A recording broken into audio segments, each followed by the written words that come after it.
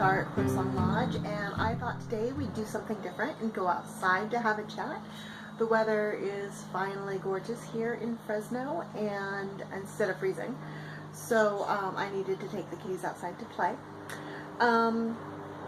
Today I wanted to have a chat with you about spiritual elitism, because it came up in recent conversation again, and it's a big and frustrating topic, and we're probably not going to have talked about it enough for several years, although I will try to space it out. So what is spiritual elitism? Okay, so let's start there.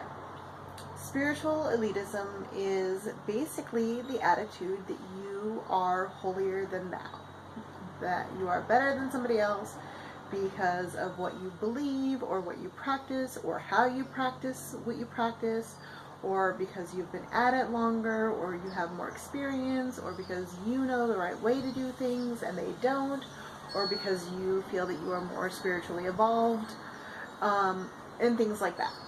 And so for me, I find that very frustrating, and it's something that's been making me kind of crazy since I was very young.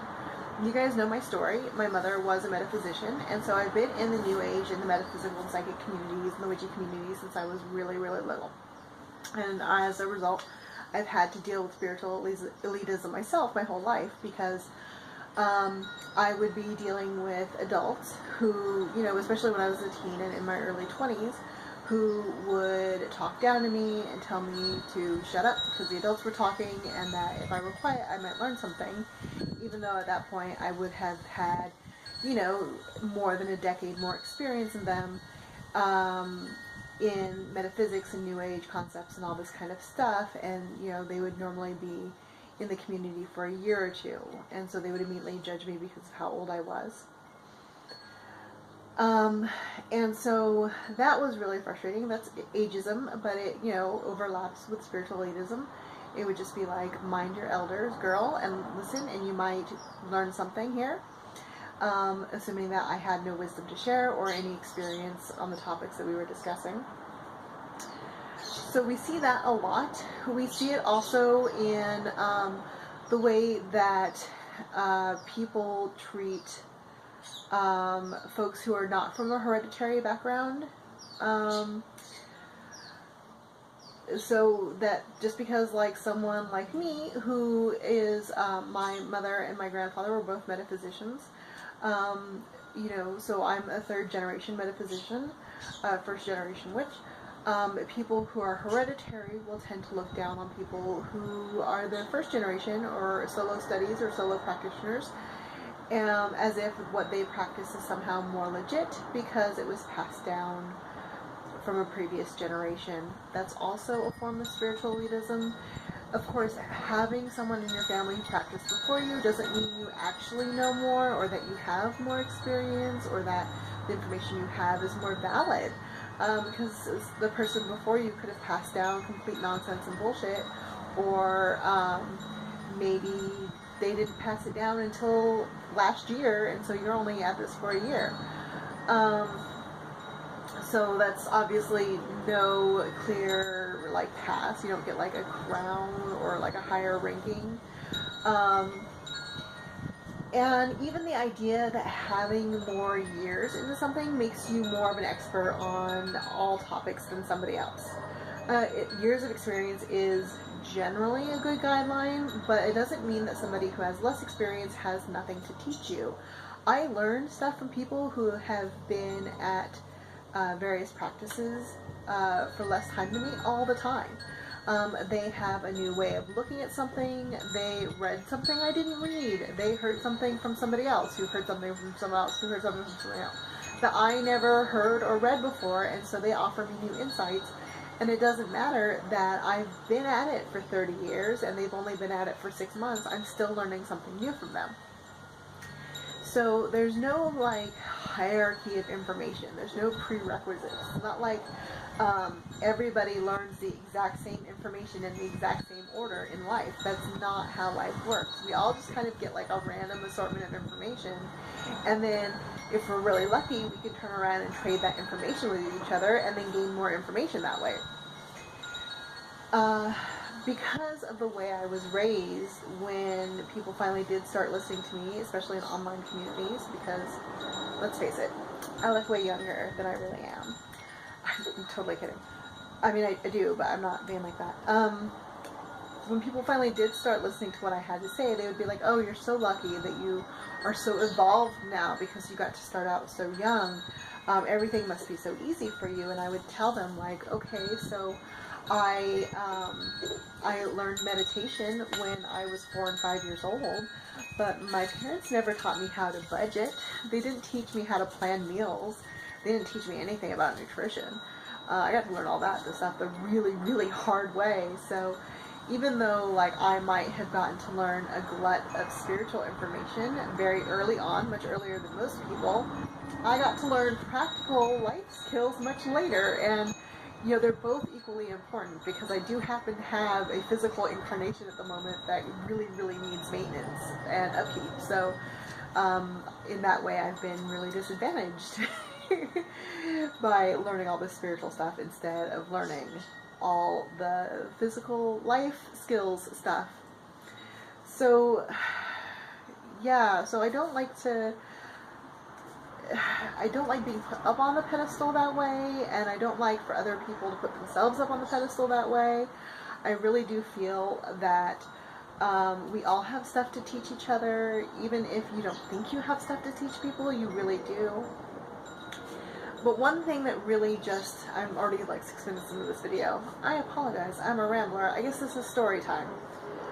But one thing that really annoys me is when I'm talking to other spiritual practitioners and other readers, and we're talking about clients, and they say to me, like, I hate doing the readings where they just want to know if their boyfriend is going to call. Is he going to call? Is he my soulmate? When am I going to find a boyfriend? That kind of stuff. Like, don't they realize that tarot is for bigger matters? Like, that stuff isn't important. You can do so much more important things than that, like, nonsensical, frivolous stuff that everybody wants to know. And that makes me so angry. Because, for one, just assuming that your priorities in life are the correct priorities to have in life is like a giant assumption. And you don't know that maybe that person has already mastered the spiritual lessons that you're trying to learn from tarot, and now they're trying to figure out this relationship stuff instead. Which is kind of like what I was talking about, where, like, oh yeah, okay, so I understand, like, mindfulness and calming myself down and, like, bringing my energy body together, but I can't figure out a meal plan. So like, you don't know where people are at in their journey and why they're coming to you with the questions that they have, and you can't automatically just assume that you're more evolved because you have a different priority than they do. And then you have to also look at, like, the society that we live in, like, settling down, finding a relationship, finding someone to love you forever, having a family, getting married, all that stuff. That is, in our society, the most important thing that you can do with your life. At least that's what we teach people, right? All the movies, not just the romance movies, but even the action movies, even the horror movies. Everyone's trying to hook up with each other. Everyone's looking to find their real, true love. That's the goal. They're trying to get home to their family. It's all about the family. Love and romance is really central to all of our existence. Our basic assumption about society is that everybody's got a family or a loved one or a spouse that they're trying to get back to, or that they're taking care of.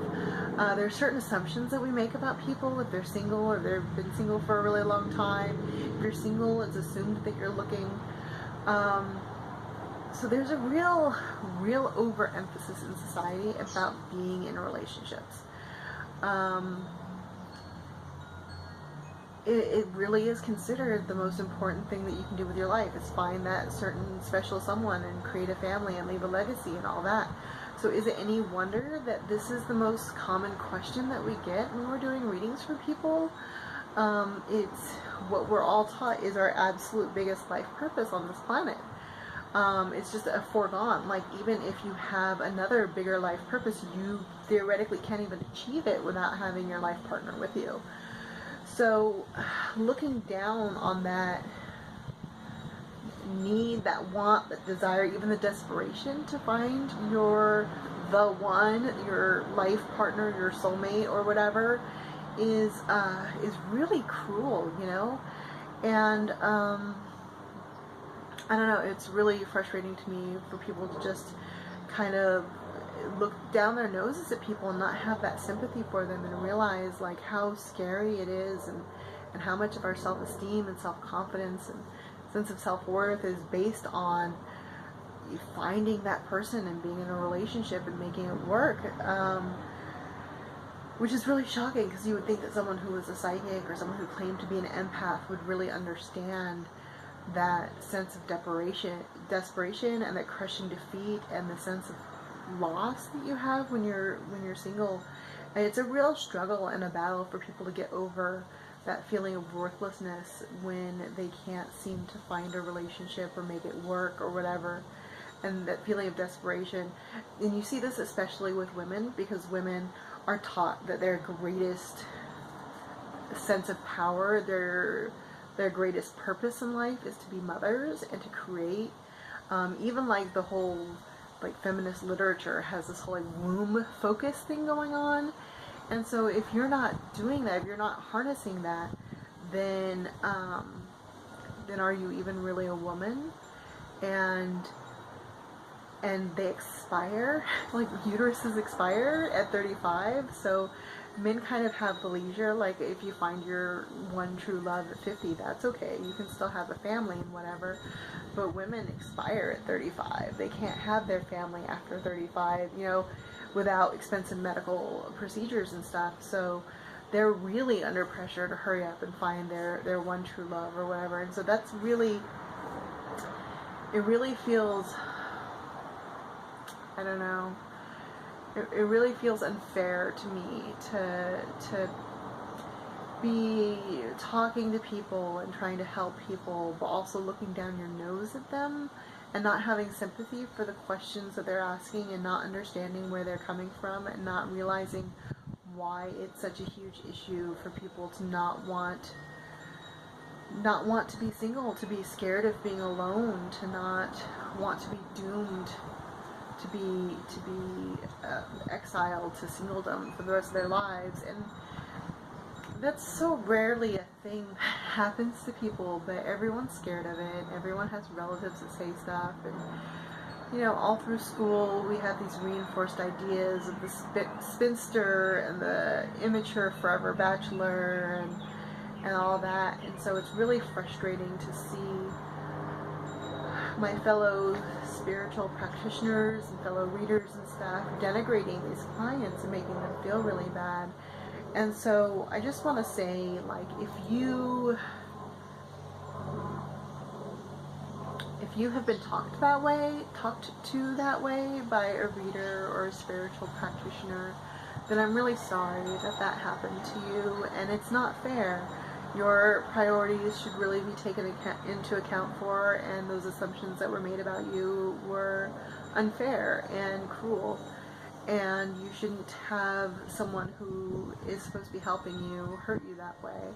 And if you're another spiritual practitioner, then maybe you can reconsider how you're thinking about your clients, and if you're really in a position, or if you're really doing the work that you want to be doing, or if there's another way that you could position yourself so that you're serving people that you really want to serve, or maybe just rethink the matter so that you can come to a better place with it, so that you really do want to serve the people you are serving currently, and have more sympathy and understanding and see them more as equals or peers that you're helping out, instead of looking down on them and kind of doing it with a pitying look or sneer, and because we all have our different paths, and you never know where someone is on their path, and you don't know if they're ahead of you or behind you, or if you're walking next to each other, You can't tell that just from one question or one encounter with them.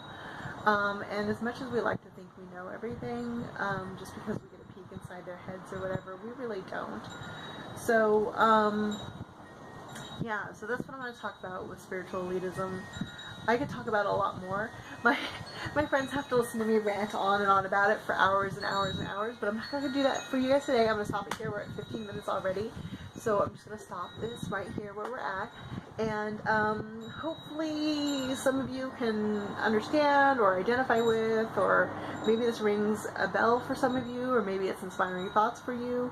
If you have thoughts, feelings, comments, ideas, insights, go ahead and leave them in the comments below. Let's have a conversation about this and how we can better serve our clients and really be of service and be of help in the way that's best for everybody, and truly be compassionate and truly be helpful. So yeah, let's have that conversation in the comments. And always, this is Nathara at CrowSong Lodge, and like and subscribe, and if you have been missing out on my videos, hit the little bell notification, and I will talk to you next time. Bye.